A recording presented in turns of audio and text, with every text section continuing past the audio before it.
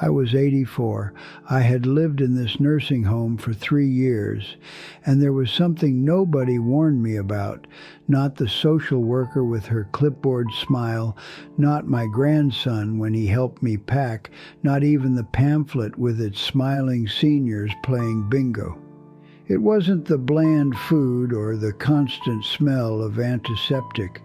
Those things you expect. The real theft happened slower. They didn't take my freedom all at once. They took my choices, one by one, and made me thank them for it. My name is David. I drove a mail truck for 42 years. Same route every day. I knew which houses got bills on Tuesday, which got magazines on Thursday, which widow waited by the window for her daughter's letter from California. I knew the weight of a birthday card versus a tax notice just by the envelope. Good work. Quiet work. I bought a small house with a backyard big enough for tomatoes. My wife Jessica died 12 years ago. Cancer, slow kind. I stayed in that house alone after. I thought I was managing. I made my meals, paid my bills on time, still walked the 3 blocks to the post office most mornings just to feel useful. Then the forgetting started. Small things at first, where I left my keys, whether I'd taken my pill. Once I left the stove on all afternoon. The neighbor smelled it, came over, turned it off. She didn't say anything, but I saw it in her eyes. A week later, my grandson Mark sat at my kitchen table. He stirred his coffee 3 times after adding sugar. He said we needed to talk about my safety. Safety, that word again, like it was a cage built out of concern. He showed me brochures, clean rooms, smiling staff, 3 meals a day. I told him I was fine. He asked if I remembered turning off the burner that morning. I didn't. So we came here, Oak Haven. No oaks, no haven. But the linoleum shone under the fluorescent lights.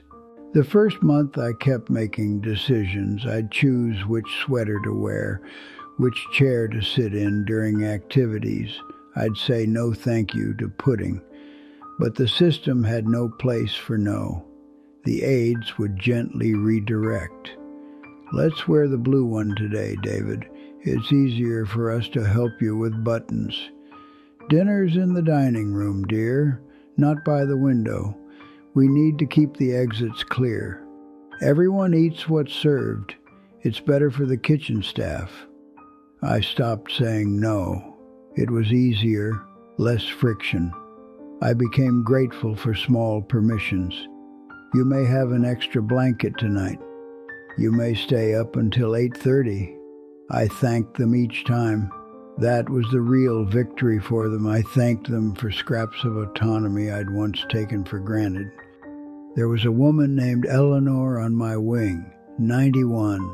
Every single morning she put on her pearls, her best dress, and sat in the lobby from 9 until noon, waiting.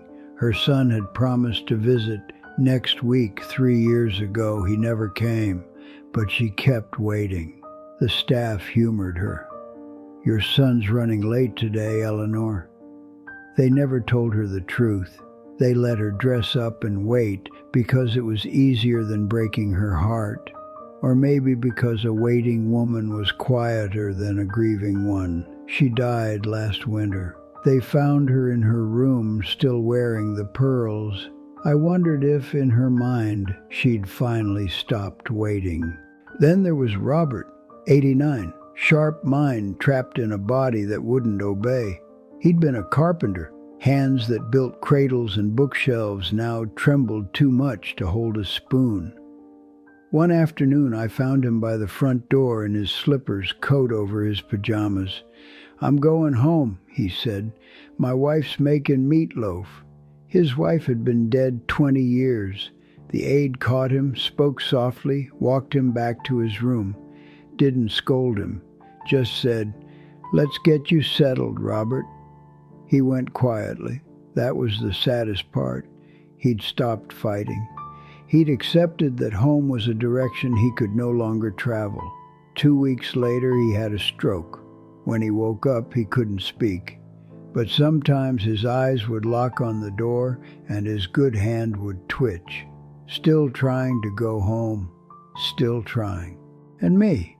I lost my voice in smaller ways. They scheduled my showers for Tuesday and Friday mornings. I'd always showered at night, felt cleaner for bed. I mentioned it once. The nurse smiled. "We have to work with the schedule, David. Think of the other residents."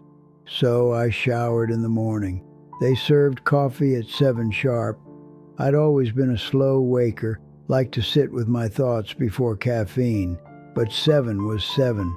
I drank lukewarm coffee while staring at a wall. They decided when I ate, when I slept, when I went outside, all for my safety, all with kindness. And I became a man who said thank you for the removal of his own will. My grandson visited every other Sunday. He'd bring donuts. We'd sit in the common room with its fake plants and motivational posters. He'd ask how I was. I'd say fine. He'd tell me about his promotion, his new apartment, his girlfriend. I'd nod. He never asked what I wanted. Why would he? I was fine. I was safe. Once he brought his girlfriend. She patted my hand and said, "You're so lucky to be so well taken care of." I wanted to tell her that being taken care of and being seen were not the same thing, that you could be perfectly safe and completely alone. But I just smiled, said thank you. That's what they teach you here. Gratitude as surrender. I thought about my years on the mail route, how I chose which porch to approach first, which dog to avoid, how I'd sometimes delay a letter with bad news until afternoon, give the recipient more daylight to absorb it. Small choices, human choices. I decided 1,000 tiny things each day without even noticing. Now I decided nothing.